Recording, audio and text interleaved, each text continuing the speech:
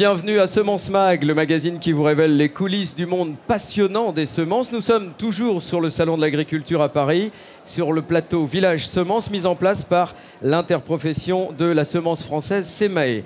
Savez-vous planter les choux? Vous connaissez certainement la chanson, bien sûr, mais savez-vous sélectionner de nouvelles variétés de semences? Probablement pas. C'est une activité méconnue et qui pourtant se pratique dans toutes nos campagnes. Nous, Français, Cocorico, nous sommes probablement les meilleurs au monde puisque nous exportons le plus de semences au monde. Nous sommes les premiers mondiaux devant les États-Unis, devant le Brésil, devant tous les autres grands pays agricoles. Une activité, un métier donc mal connu, méconnu, dont nous allons vous révéler tous les secrets maintenant. Au menu de Semences Mag cet après-midi, quelles sont les techniques pour créer une nouvelle plante? Depuis la nuit des temps jusqu'à l'ADN d'aujourd'hui, comment fait-on? Bienvenue sur la planète Semences et ses mystères. On a 20 minutes, pas une de plus. C'est parti.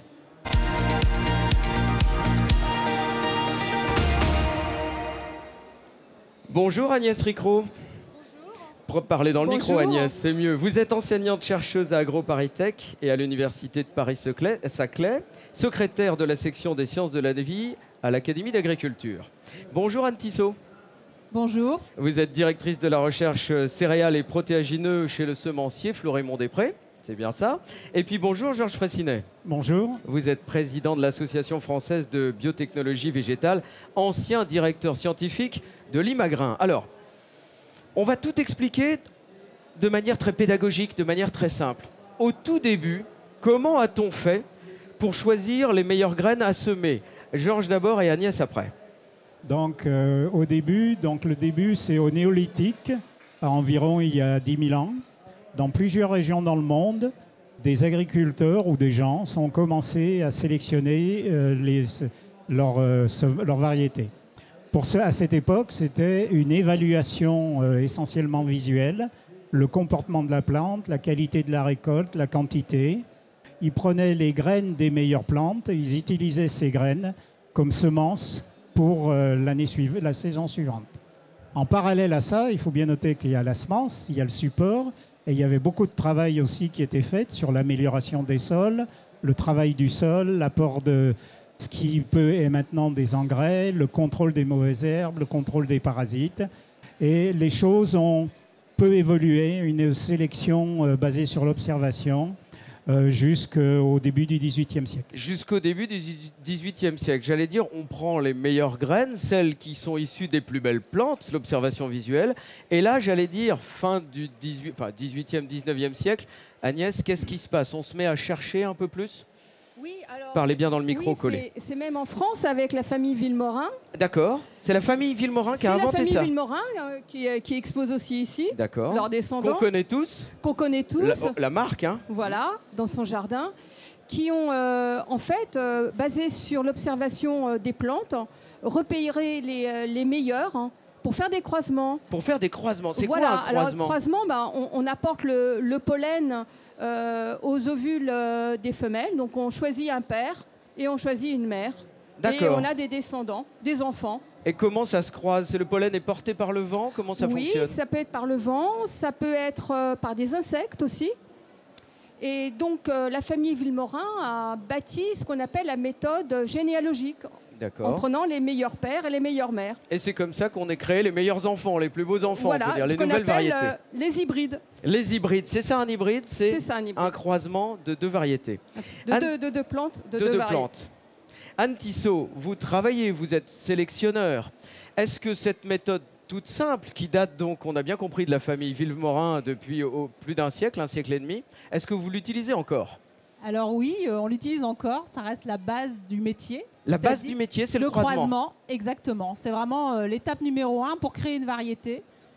Et c'est ajouter plein d'outils. C'est ça qui a changé notre métier. C'est ça, mais le croisement, c'est encore la base. Tout à fait. C'est l'essentiel de votre travail, on est bien d'accord? C'est le point de départ. C'est le point de départ, d'accord.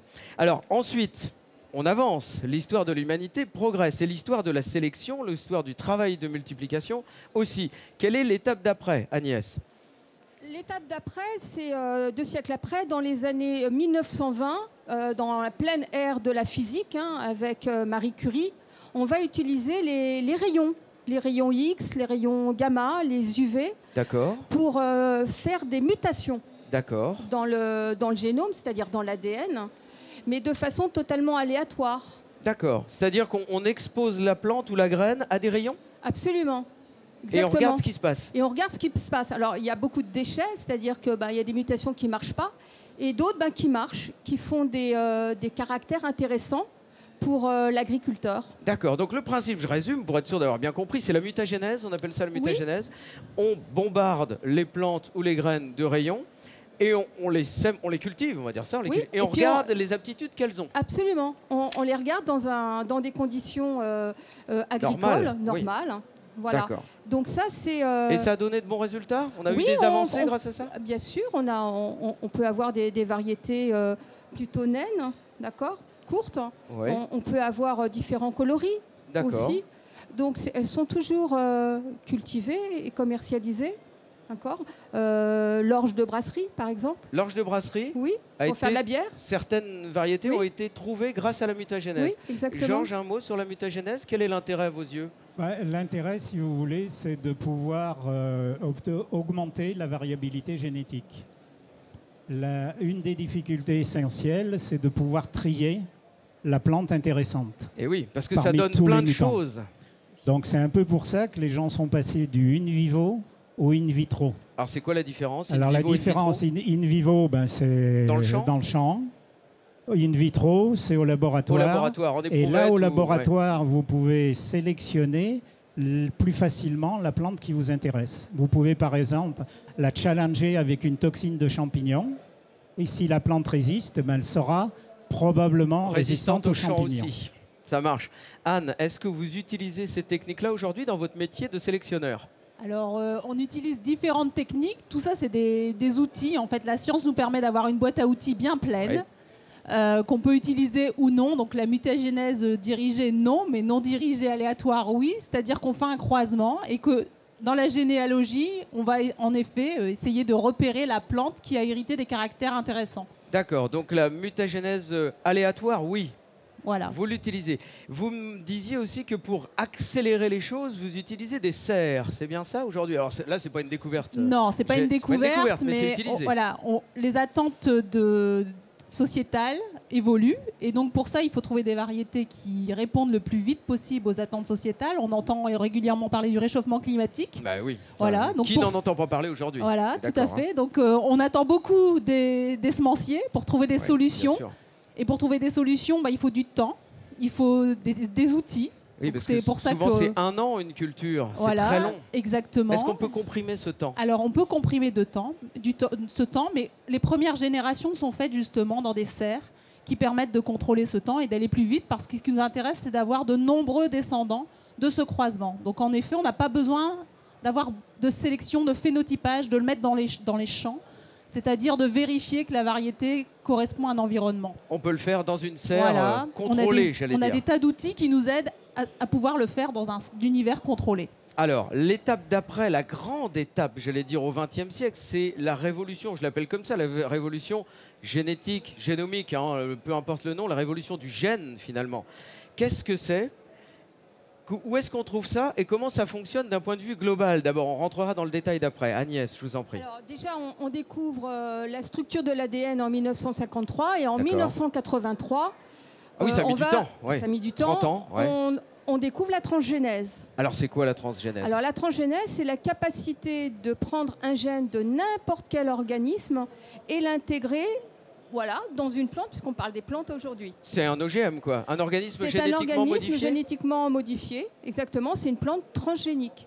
Georges, d'un mot, cette révolution, qu'est-ce qu'elle apporte? Elle permet d'apporter des nouveaux caractères à la plante. Si vous prenez, par exemple, la résistance aux insectes, pour faire de la résistance aux insectes, on prend une protéine qui provient d'une bactérie utilisée actuellement en agriculture biologique. Et le gène de cette bactérie, donc la protéine correspondante, est toxique pour certains insectes. Et donc vous prenez ce gène de bactérie, vous le mettez dans la plante grâce à un système naturel. On utilise une bactérie qui naturellement transfère l'ADN de la bactérie à la plante.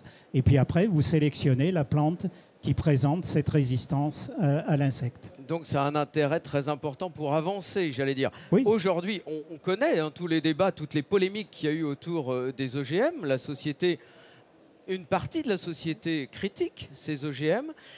Est-ce que ça reste, à vos yeux de chercheurs, une solution d'avenir? On va en parler après, mais sur le principe, Agnès. Oui, oui, tout à fait. Parlez bien dans le micro. C'est toujours un outil dans la boîte à outils. D'accord. On va voir qu'il y en a d'autres qui vont arriver. Mais ceux qui arrivent ne peuvent pas encore supplanter la transgénèse. Puisque on ne peut pas, à l'heure actuelle, rendre une protéine toxique sans faire appel à cette fameuse bactérie. Georges? Oui, donc oui, la transgénèse, c'est un outil qui est utile, alors pas pour tout faire, mais pour apporter certains caractères. Par exemple, vous avez des papayers résistants au virus à Hawaï. C'est quoi un papayer? La papaye. Donc vous avez des papayes résistantes au virus, et ça a permis de sauver le papayer à Hawaï. La transgénèse a permis de sauver le papayer à Hawaï? Oui, puisqu'il est résistant au virus. Et donc, comme ça, il peut continuer à se développer, alors que sinon, c'est un insecte qui transfère le virus. Il faut faire des traitements insecticides à répétition. Là, il n'y a plus besoin de traiter. On a le papayer, tout ça. On a fait ça aussi pour le riz doré. Le riz doré, vous avez entendu parler du riz doré? Oui, mais expliquez-nous. On a introduit dans ce riz des gènes qui permettent la production de caroténoïdes dans les graines. Oui. Vous avez tous vu des graines de riz, c'est blanc. Oui. Et les riz dorés, il est jaune. C'est-à-dire qu'il a des caroténoïdes. Et lorsque les gens s'alimentent avec ce riz, ils produisent de la vitamine A. Et cette vitamine A est indispensable, surtout dans les pays où il y a des déficits en vitamine A. Ça permet de lutter contre des problèmes sanitaires humains. Oui. Anne, est-ce que vous utilisez, vous, les OGM aujourd'hui dans votre travail, tout simplement? Alors oui, on est partenaire avec un laboratoire qui s'appelle BioCRS, des biotechnologues. Et donc on est le semencier qui a travaillé sur un blé OGM qui s'appelle le blé HB4. Alors pas en Europe, uniquement en Argentine. C'est complètement interdit. Ouais. Voilà, mais en effet, on a introduit donc ce gène dans notre génétique de blé tendre qui vient du tournesol, qui permet d'avoir une résistance à la sécheresse au niveau de la feuille. Dans nos blés tendres. Voilà. Alors, je résume pour être sûr d'avoir bien compris. On a été chercher un gène ou une séquence de gènes dans le tournesol, c'est bien ça? C'est ça. On l'a introduit dans le blé. Oui. Et ça permet à ce blé de résister à la chaleur, c'est ça? De mieux résister à la chaleur, à la sécheresse, à un certain moment. Donc voilà. Ouais. Ça donne de bons résultats ou ça donne de bons résultats. Tout ça à avance. fait. Oui, oui, ça avance. Les feuilles se dessèchent moins vite. C'est ça. Tout à fait. Parce qu'elles sont plus petites ou parce qu'elles sont... C'est quoi le... C'est une défense immunitaire dans la feuille. Une défense immunitaire dans la feuille. Voilà. Et est-ce que demain, vous allez avoir besoin de nouvelles technologies pour avancer encore plus vite? Vous avez besoin de quoi? Si on veut aller plus vite, être plus efficace, oui. Parce que la résistance à la sécheresse, notamment, c'est très complexe. Ça peut être racinaire, ça peut être au niveau des feuilles, à différents moments. Donc c'est très complexe. Donc oui, on a besoin d'outils.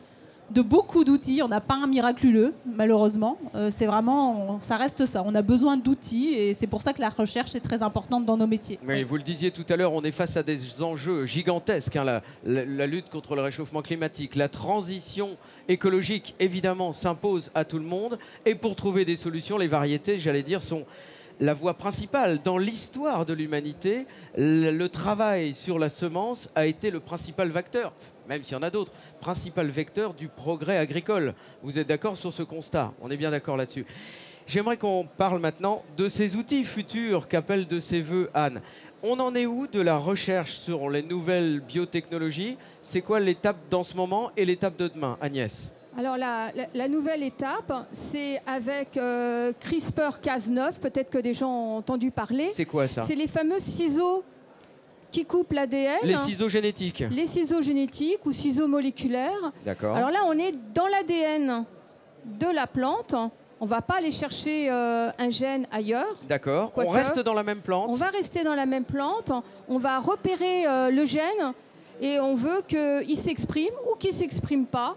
Ou alors, on peut le remplacer par un gène qui est mieux. D'accord. Par exemple, un gène résistant à une maladie, oui. Alors que la plante, elle est sensible. Mais on fait en sorte que son gène devienne résistant. D'accord, donc la différence avec les OGM, que tout le monde a entendu parler, c'est qu'on ne va pas chercher dans une autre plante un gène ou une séquence génétique, mais là on reste plutôt dans cette plante-là, on peut cacher un gène pour qu'il n'exprime pas son potentiel. Exactement. Et donc, on peut, j'allais dire, stimuler un autre gène. Exactement. Donc là, il faut bien connaître tout le génome, bien connaître le gène qui fait cette fonction-là, et à partir de là, on peut le modifier in situ. Et ça fait l'objet du prix Nobel, donc de Jennifer Doudna, américaine, et Emmanuelle Charpentier, qui est française, mais qui est en Allemagne. C'est une Française qui a trouvé. Elle n'a pas de travail en France, elle a un travail en Allemagne, à Berlin, au Max Planck Institute. Et elles ont eu toutes les deux le prix Nobel en 2020 pour une découverte qui datait donc des années 2000. Et la première application chez les plantes, elle a été faite chez un blé pour qu'il résiste à un champignon par une équipe chinoise. D'accord. Donc les Chinois sont très en pointe. Sont très en pointe. Avec les Américains. Georges, sur cette partie d'avenir, comment vous voyez les choses? Quels sont les outils qui nous seront utiles demain? Je crois que c'est un outil indispensable. Les ciseaux moléculaires. Les ciseaux moléculaires. Parce que actuellement, donc, au niveau de la sélection, par exemple, vous êtes obligé de croiser une plante sauvage, souvent avec la plante cultivée, pour transférer le caractère intéressant. Ouais. Si vous connaissez le gène qui donne ce caractère, vous allez pouvoir le modifier pour lui donner la même fonction que dans la plante sauvage. Et vous allez pouvoir faire ça directement dans votre plante cultivée. Vous irez plus vite, mais surtout... On n'a plus besoin de croiser. On n'a plus besoin de faire ce croisement. On a toujours besoin de croiser. Et je pense qu'Anne complétera là-dessus. Elle disait derrière qu'elle avait besoin. On va lui donner la parole. Mais lorsque vous faites ça, lorsque vous faites un croisement sauvage cultivé, vous pouvez, d'abord, ça peut ne pas marcher. Vous pouvez transférer en même temps des gènes qui sont négatifs, tandis que là, vous modifiez que ce gène-là. Ouais. Alors, vous avez une plante, et je laisserai Anne continuer, parce que ça ne veut pas dire que la plante, demain, elle est sur le marché. Il va encore falloir que le sélectionneur travaille dessus. Carrément. Anne, est-ce que vous utilisez cette technique et est-ce qu'elle est prometteuse à vos yeux demain? Alors non, on ne l'utilise pas. Pas encore pas encore. Après, ça ne sera pas tout de suite non plus. Pourquoi? Parce que c'est trop cher, trop complexe? Pour l'instant, je pense que c'est un outil qui demande encore de mieux comprendre. Voilà, c'est le balbutiement de cet outil, c'est le début. L'ADN est très complexe. Il faut vraiment bien le connaître pour bien le travailler. Donc c'est un peu, on est face à une énorme bibliothèque et pour l'instant, on cherche le bon livre et on est encore en train de... Donc voilà, il faut qu'on affine. Donc en effet, c'est un outil qui sera intéressant et c'est vrai que c'est ça. Après, on fera quand même le croisement, mais il sera bien dirigé, on ira plus vite et on sera plus efficient pour trouver la variété et en effet le gène intéressant qui nous intéresse, la nouvelle maladie, exactement. Donc vous me dites, si je comprends bien, c'est que en théorie, c'est pratique, ça va permettre d'aller plus vite, mais pour l'instant, concrètement, vous ne l'utilisez pas. On est d'accord. Réglementairement, non. Réglementairement, en plus. Oui. Réglementairement, c'est d'ailleurs pas encore autorisé. Il y a des systèmes de brevets, de réglementation, de prix à payer qui ne sont pas encore résolus. Et donc, pour l'instant, semenciers que nous sommes, nous ne l'utilisons pas. Alors, vous m'avez dit aussi en préparation qu'au final, l'être humain, le semencier, son travail, son flair, vous m'avez dit, est important. Est-ce que vous pouvez nous expliquer cette notion? Alors, j'ai de la chance de travailler beaucoup sur le terrain. En effet, il y a des scientifiques, mais il y a aussi quelque chose qui est génial dans ce métier, c'est le flair, le sentiment, l'innovation, mais qui reste terre à terre. Si on veut, le bon sens paysan existe encore, même si on a besoin d'outils. Et je trouve que c'est ce qui est important dans nos métiers. Et par exemple, le réchauffement climatique, je pense qu'on en parle beaucoup, mais ça fait des années qu'on le voit arriver et qu'on en a conscience et qu'on sélectionne pour ça. C'est absolument pas nouveau dans nos métiers. Donc, et en effet, alors est-ce que c'est le flair? J'en sais rien. En attendant, c'est une évidence pour nous, oui. Est-ce qu'un ordinateur pourra un jour remplacer l'humain dans ce travail de sélection? Il va aider l'humain, mais il ne va pas le remplacer. Voilà, c'est comme ça que je le vois.